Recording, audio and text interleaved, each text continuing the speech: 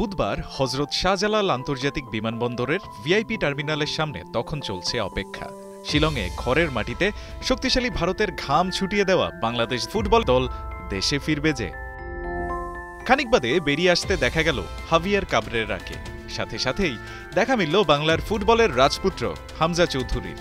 হাসি মুখে সতীর্থদের বুকে জড়িয়ে নিতে নিতে দলের ভেতরের ফুরফুরে মেজাজটাই যেন বুঝিয়ে দিলেন শরীরী ভাষায়। আরেকদিকে জামাল ভুঁইয়াকে দেখে যেন মনে হচ্ছিল পিয়ানোতে তোলা বিষাদের সুর। সুনীল ছেত্রীর দলের বিপক্ষে নামতে না পারার হতাশা যেন চোখে মুখে স্পষ্টই ছিল তার।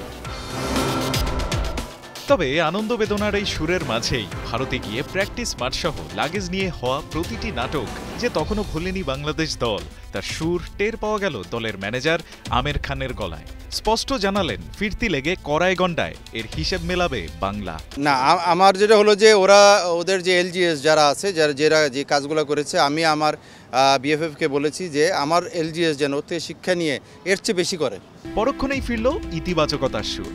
জানালেন হামজা দলের জন্য আশীর্বাদ। কন্টিনেন্টাল যে যারা আছে প্লাস ইন্ডিয়াও এই হামজাকে অনেক সুন্দরভাবে বরণ করে নিয়েছে এবং সবাই কিন্তু স্টেডিয়ামের মধ্যে হামজা হামজা বলেই প্রতিধ্বনি তুলেছিল।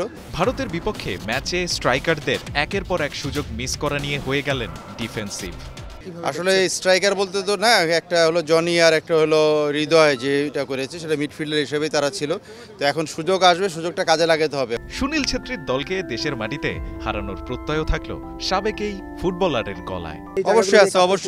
অবশ্যই আছে এবং তখন তো আমরা আরও আমাদের ওই সময় লিগের পরবর্তী সময়ের আরেকটা মৌসুমে শুরু হবে, তখন হয়তো আরও অনেক নতুন নতুন খেলোয়াড় প্লাস এবং যারা আছে তারাও একটা ভালো পারফর্মে থাকবে। রায়ান আহমেদ, ৭১।